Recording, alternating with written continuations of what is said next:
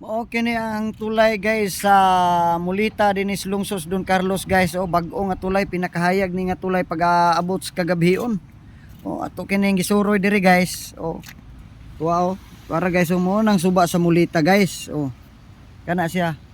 Muni nga suba ang suba sa Mulita nga padulong ngadto sa siyudad sa Cotabato.